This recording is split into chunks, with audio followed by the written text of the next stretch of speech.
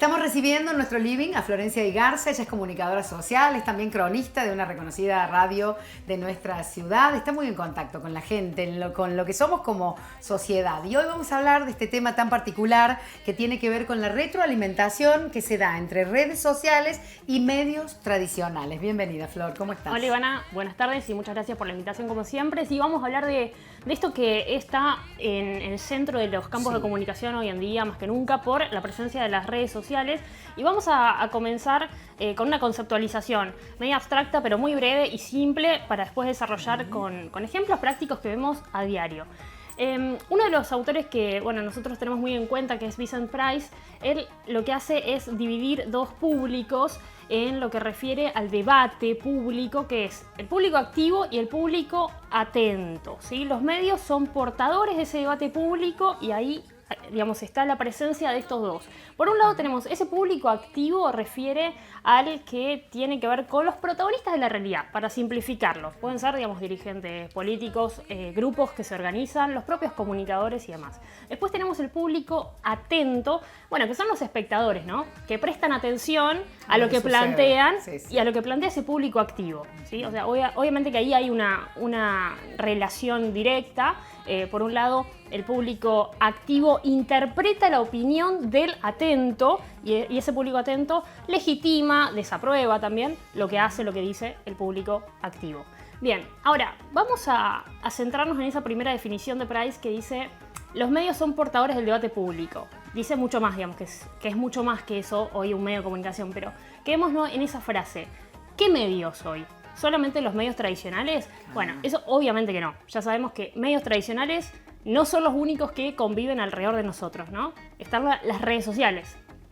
En ese punto uno puede empezar a desandar esto que nosotros preferimos hablar de retroalimentación, porque se plantea la pregunta, ¿no? ¿Cómo es la relación? ¿Es conflictiva? ¿Es una convivencia conflictiva? O todo lo contrario. ¿O hay una adaptabilidad, por ejemplo, de unos y de otros? Ahora bien, entonces, en esa relación que hablábamos de los públicos, los medios tradicionales empiezan a perder un poco de protagonismo,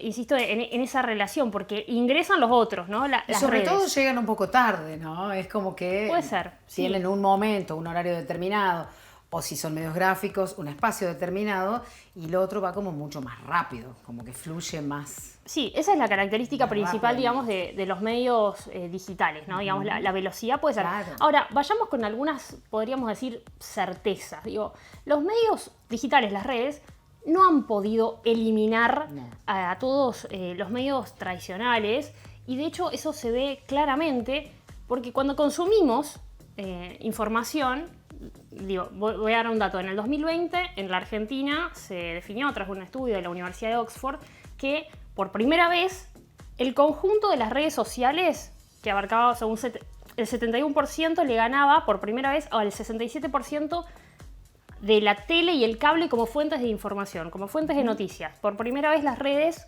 digamos, le ganaron a los medios. Lugar, sí. Ahora bien, si bien cambian los consumos, ahora esto de la producción noticiosa, fíjate que termina siendo el medio tradicional, que después se replica en una red social. Sí, claro. Son como los primeros portadores de la noticia, los que primero tal vez ponen un titular que toma cierta característica fuerte, imponente, y desde ahí se empiezan a desprender. Y lo que nos cuesta por ahí a los que estamos del otro lado, a los espectadores, a los consumidores, a estos que vos mencionás como... los espectadores, el público atento. Claro, el público atento.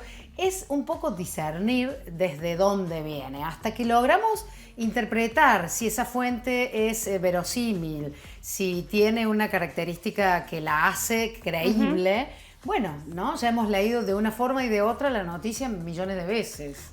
Eso, viste, lo hemos charlado en otro capítulo, digamos, en relación a las fake news, por ejemplo, ¿no? Claro. Pero pensemos un programa de radio, de tele o un diario. Estoy hablando de los medios tradicionales que uno sigue. Pensemos en un nombre. Ahora, después, si bien no escuchás a lo mejor la noticia por la radio, no la viste en la tele o no la viste en el diario, la viste a través de la red social, pero de ese medio, digamos, el medio replica en una red social lo ¿sí? que se dijo la o se noticia dio. del medio tradicional. Sí, sí, Entonces sí. ahí vemos claramente cómo las noticias de los medios tradicionales se replican en las redes y lo que surge de las redes digamos, también después se convierte en noticia. Exactamente. Sí, es como un feedback, ¿no? Es como una retroalimentación que vos bien mencionaste. Tal cual. Entre unos y otros, porque en definitiva estamos todos implicados allí, en lo que se dice o lo que se hace en un medio o en otro. Totalmente, y eso, digamos, también lo hemos hablado de los factores noticiosos, que son los valores que hacen que un hecho sea noticia. ¿Viste? Habíamos hablado de, bueno, proximidad, de magnitud. Bueno, hoy podríamos decir que la masificación de los contenidos, que uno puede decir como, o denominarlo como viralización, ¿viste? Lo que se hace viral, Sí. bueno, también pasa a ser hoy un criterio noticioso. Y por eso, en muchos medios tradicionales, incluso periodistas, no sé, de política, o que nunca se imaginaron tocando algún tema, bueno, Sí. terminan abordando determinado tema, claro. porque surgió en las redes, se hizo masivo. Ya se hizo tan masivo justamente, ¿no? Que es lo que le da ese carácter de noticia a un hecho, a una situación, o a una persona o a un personaje. Verdaderamente esto ocurre cuando ya está dando vueltas de manera tal que se coloca. Sí. Y a veces está mucho tiempo, ¿no? Sí, girando como noticia. Sí, a ver, me parece que la principal característica pasa por la velocidad, sobre todo digo en redes sociales, de esa masividad que genera el contenido. Pero hoy se hace una nota, por cualquier cosa podemos encontrar, un hilo de Twitter puede ser noticia. Sí. Hoy la contestación de un usuario a otro en Twitter o en Facebook, digamos, también se puede convertir en una publicación de un medio. Hasta hemos llegado a leer noticias de personas que, mira, lo dejó de seguir, atentos con esta noticia, tal dejó de seguir en las redes sociales a otro. Sí. Eso se convierte en noticia hoy. Sí. Realmente, bueno, está impregnada en la sociedad la cuestión de la noticia al instante a través de estas redes sociales que, como bien lo dice la palabra, se convierten en redes que abarcan no solamente al contexto cercano, sino al mundo entero. Uno ya siente esa cercanía a otro lugar del mundo a partir de esa red que se da, bueno, allí de manera tan natural, ¿no? Sí, esto de las redes sociales, digamos, hoy me parece que por eso hablamos de retroalimentación, de que hay un vínculo permanente, porque en realidad lo que hacen es todo el tiempo, justamente como dijiste, entrelazar los contenidos de los medios tradicionales, ¿sí? Con ese nuevo ecosistema de lo digital. Digamos, un link te va llevando al otro, pero se conecta directamente con lo que salió de la televisión o del diario o de la radio. Digo, a lo mejor no tenemos el consumo, por eso se habla de consumo, del soporte. Si cambia el soporte, hasta podríamos hablar de una cuestión económica. Me parece que la disputa pasa más por ahí que por una cuestión periodística incluso. Sí, pero convengamos que hoy, bueno, todos los medios tradicionales, no solo que se nutren de las redes sociales, sino que cada uno ya tiene armado como una, digamos, algo así como una multiplataforma, donde justamente se ocupan de estar en todo, de estar en todos esos espacios, ¿no? Y bueno, así es que como sociedad debemos estar atentos o atentas también a qué consumimos. Bueno, hay autores que dicen que, digamos, lo que no existe en los medios no existe, básicamente. Lo que no está ahí... Sí, les ocurre a personajes, ¿no? Dejan de estar en los medios y dejan de, bueno, pertenecer al mundo de la al menos quedan muy olvidados, ¿no? Quedan muy olvidados. Sí, eso puede ocurrir. Sí. Pero, es algo que vemos todo el tiempo. Cuando agarramos una red social, hoy a mí me sorprendía, buscando datos, que las principales, las más utilizadas para el consumo son Facebook, WhatsApp y YouTube. Yo que uso mucho Twitter, me sorprendió que no está ahí entre las primeras. No, sí, claro. Facebook, WhatsApp y YouTube. Últimamente, en los últimos años, Instagram está como a punto de desplazar a YouTube. Claro, porque está como caracterizado más en la franja etaria de jóvenes. Puede ser eso. Y por ahí, bueno, quienes más se informan de ciertos temas inherentes, tal vez a lo pasado o a lo que vendrá, bueno, es el público de adultos un poco mayores. Digo que no están tan en la inmediatez.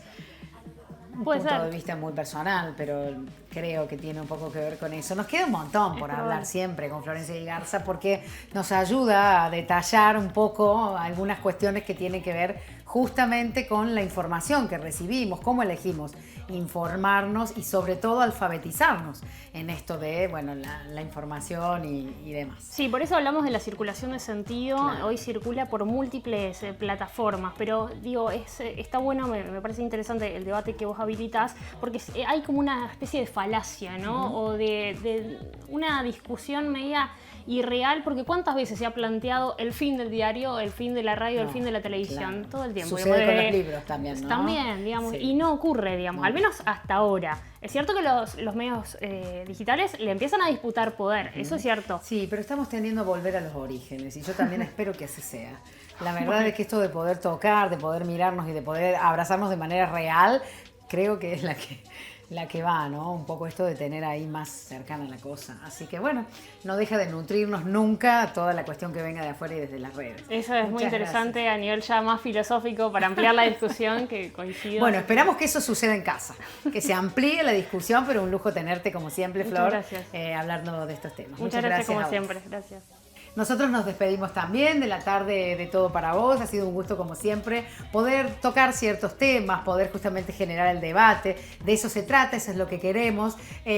Nos seguís en redes, hablando de redes sociales. Allí estamos con la presencia en la cotidianeidad y también en nuestro canal de YouTube. Allí podés encontrarnos, podés volver a ver cada uno de los segmentos, sobre todo compartir, y eso lo haces desde cualquier lugar y desde cualquier dispositivo. Nos encontramos entonces nosotros el próximo sábado a las 14:30 horas con Todo para Vos.